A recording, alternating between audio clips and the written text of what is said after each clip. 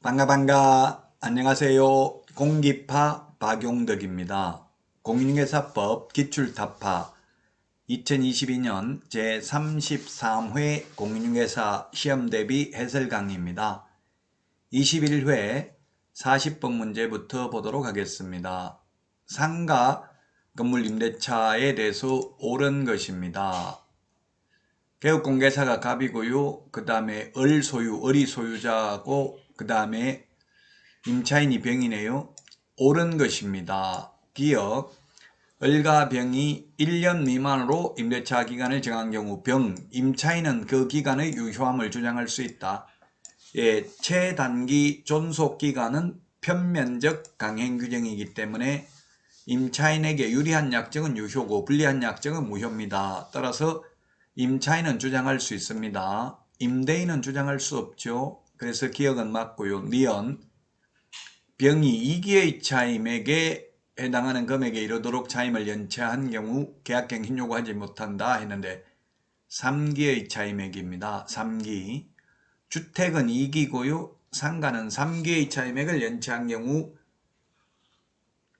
계약갱신 요구를 하지 못하고요. 권리금 회수기에 보장받지 못합니다. 3기 그리고 3기의 차임액을 연체한 경우 상가임대차 해지할 수 있습니다. 자, 그 다음에 디귿에 서울특별시에서 환산보증금 9억 원을 초과하는 경우에 을임대인은 병임차인이 임대차 기간 만료되기 6개월 전부터 1개월 전까지 사이에 계약갱신 요구를 할 경우 정당한 사유 없이 거절할 수 있다 했는데 거절할 수 없습니다. 계약갱신 요구권은 금액과 상관없이 환산보증금과 상관없이 계약갱신 요구할 수 있습니다.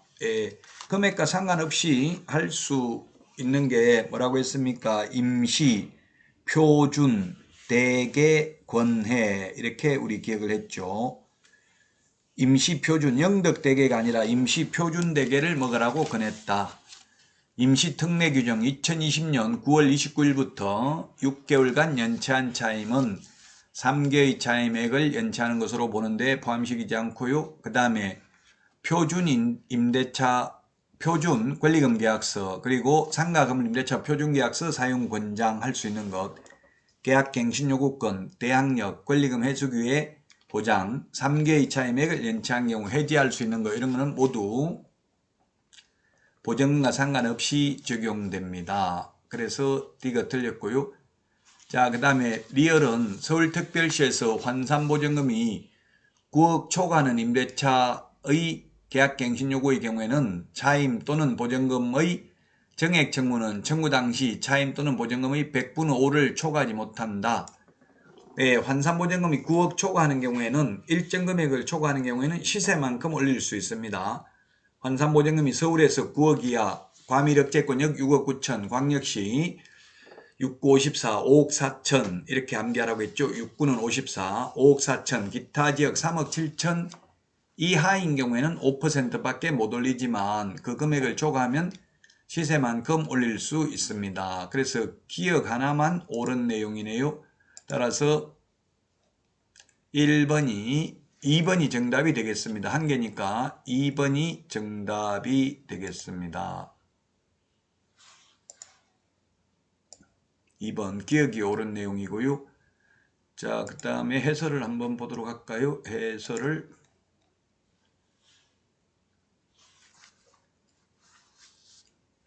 2번이 정답이 되겠습니다. 기억만 옳은 내용입니다.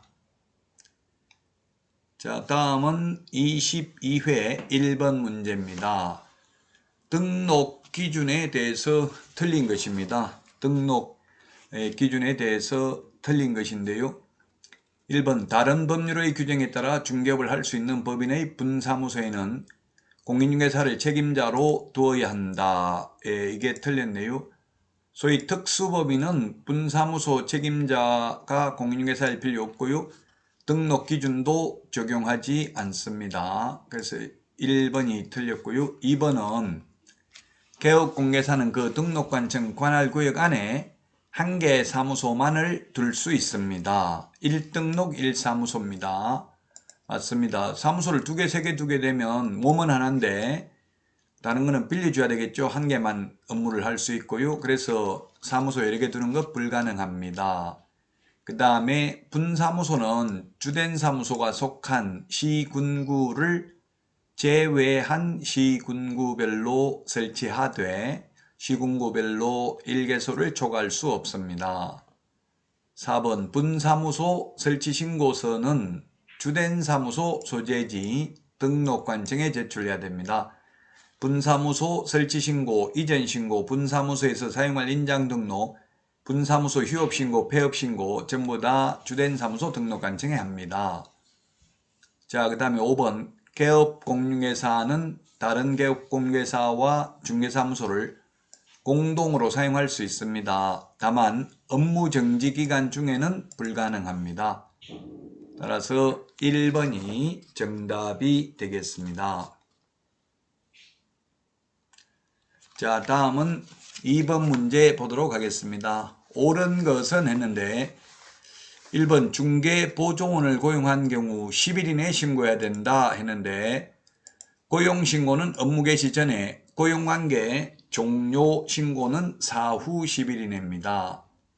2번 소속공개사 또는 중개보조원의 모든 행위가 아니라 업무상 행위는 그를 고용한 개업공유회사의 행위로 본다. 2번이 옳은 내용이네요. 이때 업무상 행위인지 여부는 사회통념상 객관적으로 판단합니다. 주관적으로 판단하는 게 아니고요. 자, 그 다음에 3번에 보면은 고용관계 종료신고는 미리 하는 게 아니라 사후 10일 이내, 고용신고는 미리 업무 개시 전에 해야 됩니다. 그 다음에 4번 소속공개사를 고용한 경우에는 소속공개사는 자격증 첨부하지 않습니다. 등록 신청할 때, 분사무소 설치 신고할 때, 소속공개사 고용신고할 때 모두 자격증 사본 제출하지 않습니다. 왜냐하면 자격증 교부대장은 전자적 처리가 가능한 방법으로 작성 관리되어야 합니다. 그래서 제가 등록 신청해 보니까 제 주민등록번호 입력하니까 자격증 언제 땄는지 다 뜨더라고요, 전산에. 그래서 제출할 필요가 없습니다. 5번은 소속공개사는 중개행에 사용할 인장으로 인감증명법에 따라 신고한 인감도장일 필요 없고요. 실명도장이면 됩니다. 단 7mm 이상 30mm 이내의 실명도장이어야 하고 법인인 경우에는 상업등기규칙에 의해서 신고한 법인의 인장, 법인은 법인 인감도장이어야 합니다. 2번이 정답이 되겠습니다. 여러분 수고 많으셨습니다. 숙제가 아닌 축제 같은 하루 되시기 바랍니다. 다음 시간에 찾아뵙겠습니다. 안녕히 계십시오. 안녕.